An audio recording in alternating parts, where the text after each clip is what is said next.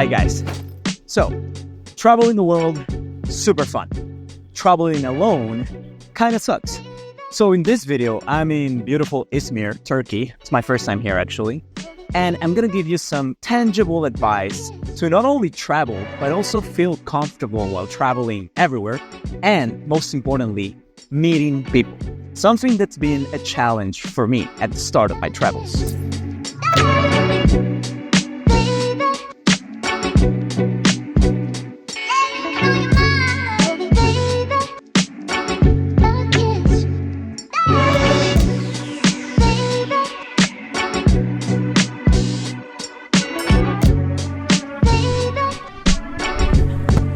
If you're new in this channel, my name is Fernando and I've been traveling the world as a nomad for the past 5 years and working as a marketer while doing so. Now, before I actually started traveling, I had a huge issue, and that was my social anxiety. Okay, so it all kind of started when I entered university for the first time. Pretty much, I realized I had this huge anxiety when I was about to give a presentation to people. You know, my hands started shaking, sweating, and my voice just trembled like that all the way through the presentation.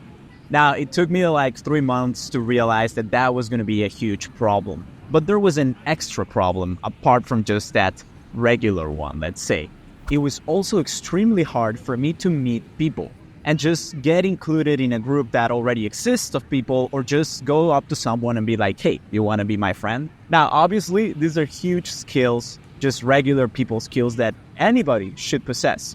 But especially if you're going to be traveling alone around the world like I am most of the time, you're going to have a real hard time if you can't socialize or meet people. Now, back then, when I was in university, I had no idea that that was going to be my future just 3 years or 4 years later. So I didn't really worry about the whole nomad thing. But at the same time, it was important for me to just be able to function as a regular social person. So after pretty much a year of awkwardly moving through campus and not knowing what to do, I decided to find a solution. And it was not one solution, right? It was multiple solutions.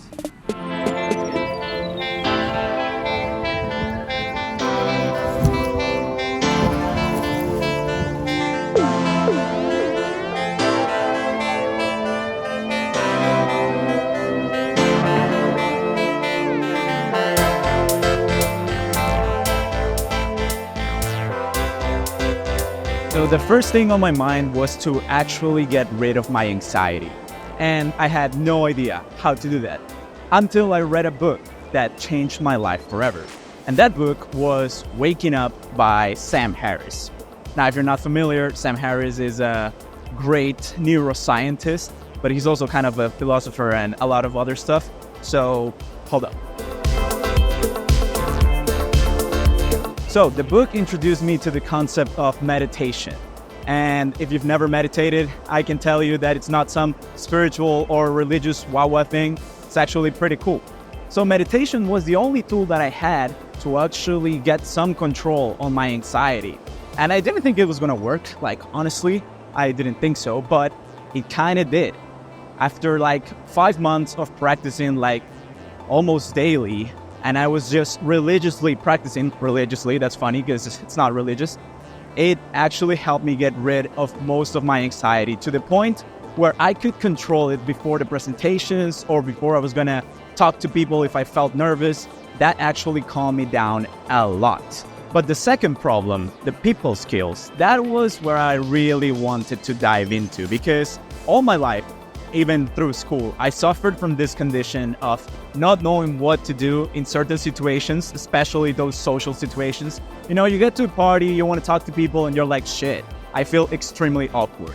So that was the story of my life for the most part, I feel like. And there was no one or no online resource or offline resource by that matter that would teach an 18, 19-year-old how to behave normally in social situations. Or at least that's what I thought. But thankfully, I was totally wrong. I soon found The People School by Vanessa Van Edwards. This was another great author. If you haven't read her books, she's amazing. But she was mostly into doing corporate coaching and people coaching. So that surprised me and got me some credibility instantly for her, which I really appreciated. So her whole deal is to help people become non-awkward persons and really know how to behave in these tricky social situations. So I soon started reading up on everything about Vanessa, and then I discovered she had this thing called the People School. Pretty much an online class where she would teach you everything, from charisma to how to behave in a party, to how to engage in a conversation and show that you're competent as well as charismatic. Now, this seemed like the one-way answer for me that I was looking for most of my life. And it turned out to be that it was exactly that. Getting into People School radically changed myself as a person. And because I'm this awkward guy that really needs to follow the rule book to know how to behave in some situations, it totally changed my approach into any kind of circumstance where I might find myself with people. So soon enough, I went through that course like lightning fast and started practicing with the people in my university. Nowadays, if you meet me around the street or if we're in a party together or even just hanging out and taking a coffee, you'll probably say that the conversation with me flows extremely well and I'm great at just having a conversation or being a conversationalist, which I want to believe is true. I'm still awkward inside, but at least now I have some rules or a guidebook that can show me the way each time that I detract from it. Of course, People School is not going to be the only thing People School is not going to be the only resource that you need to be great at just handling people, but it was one of my stepping stones, and I would say the most valuable one for me as a 19-year-old. Even now, I sometimes go back and just watch the course again. So if you haven't, and if you feel like anxiety and just managing and knowing people, how to handle people and how to behave with them is one of the issues that you're facing nowadays as a nomad or just as a regular person, then I would really advise you to go look into People School.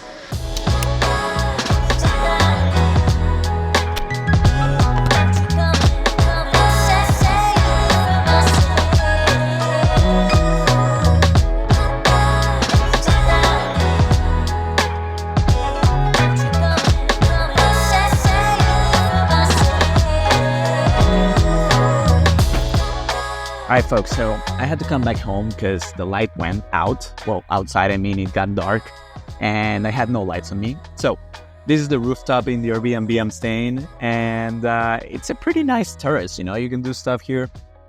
It will have to do to just wrap up this video. Anyway, so where did we get to? Oh yeah, so once you have those people skills in place and you no longer feel anxiety, hopefully you're not like me and you're not struggling with any of those two problems, but if you are, once you get them worked out, then the next step is mingling with people around. And if you're ready to mingle, then I'm going to give you some suggestions on what has worked for me during this 4 or 5 years of traveling around as a nomad. Okay, so let's start with option number 1. First, I think the best option for just meeting people around is to honestly stay in co-living spaces. And these are the spaces that are made for kind of nomads or short-term travelers and tourists. For example, in Bali, I was not able to find any Airbnbs that were cheap. And the only options I had were either hotels, guest houses, or co-living spaces. Now, the advantage that some co-living spaces have is that they also give you like a co-working space. So you have like your own room, your kitchen, small kitchen, and then you can also use the co-working, right? But anyways, that was one of the greatest experiences ever because I met a lot of people in Bali in just that co-living. Even though I later moved out because I don't like to live with a lot of people, just personal preference there, but I like my space. Anyways, the co-living space was amazing. You always get to bump into people, going up the stairs or just chilling near the pool or working by that matter. You get to network a lot. So that's obviously a good spot. Then you also have the regular co-working, right? You go somewhere and you just go into a co-working if you don't have space in your Airbnb or wherever it is that you're staying. Or if you just want to meet people, co-working places are amazing. This is what I do in Spain most of the time because I don't have enough space where I'm staying usually to work at home. So I go for a co-working space and then I just get into their events. They most of the time have lunches every week or they have some drinks night. And that's also incredible. So I think those are the easier ones if you just want to meet people organically. But if you kind of want to push it a little bit, then I also have some favorites. So if you like parties or you're more into that kind of atmosphere to meet people, there's obviously a lot of options everywhere, and mostly everywhere, I would say, where you can find just groups of party people that you can join for a couple of times. Most of the time, what I do is go on Airbnb experiences or on Get Your Guide, and there you will find pub crawls or just drink meetups or stuff like that. And it's a really awesome thing for me because I get to party and at the same time meet people. Now, most of the time, these people are not staying long term, so that's kind of a disadvantage. But just making friends with the guides is also incredibly helpful. So, for example, I'm going to go to Istanbul now next week. And I know a couple of people already because they're the guides that I've met in pub crawls many times. And it's just amazing because I can tell them, hey, I'm in town, let's hang out, or let's just do a pub crawl if I'm in kind of that mood, you know? Now, there's a couple of reasons why you might want to avoid pub crawls. And one of them is if you don't want to pay anything, most of them require you to pay something. And the second one is just that the place where you're staying doesn't have any. Like right now I'm in Izmir and there's 0 pub crawls or this kind of pub tours or whatever you want to call them. So that's a tricky situation, but there's also solutions. So I've also used this website called meetup.com to just get into different meetups, I guess. Some of them are, I don't know, your regular, hey, let's hang out somewhere and drink a couple beers, while others are more of the networky kind of type. You know, where you get to meet other entrepreneurs or people who are into marketing, into crypto, that kind of stuff. And that has also worked out for me pretty well in the past, especially if I'm just struggling to find anything else that I like. And then if you don't see any meetups, any pub crawls, then I will go to Facebook groups. Now, I'm not a super big fan of Facebook groups, especially because everybody can stalk you and it takes away that anonymity of meeting someone without knowing anything about them, which is the cool thing about pretty much every other space. So on Facebook, I don't know, it just doesn't feel like the same. And each time that you see some girl commenting like, hey, I want to hang out with people, you see 20 dudes who are like, hey, what's your number? What's your number? Oh, so yeah, I don't know. It doesn't feel the same for me. So all of the resources that I just gave you are going to be listed in the description in case you want to check them out.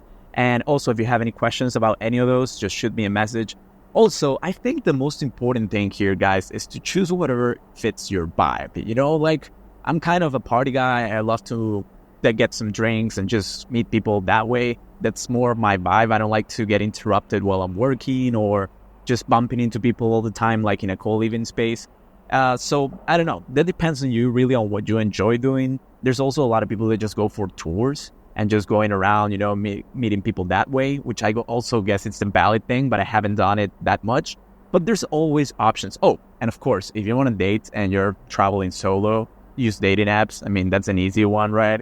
Definitely a valid option, but I wouldn't say a way to make friends, more of dating, right? I don't know. There's some people who are like, oh yeah, I go to Tinder to make friends. If you're one of those, power to you, not really. Okay. Okay, so I think that's it for this video, guys. I really hope that you got some value out of it at least. For me, the biggest things are just become really good at people skills. I told you at the start of this video how I struggled with that for many, many years. And then also just getting over any problem that you have, like anxiety. For me, it was a big one, right? So meditation is a great resource, but there's of course other ways. And I'll see you in the next video. Please don't forget to like, subscribe. And this is Fernando. Catch you soon.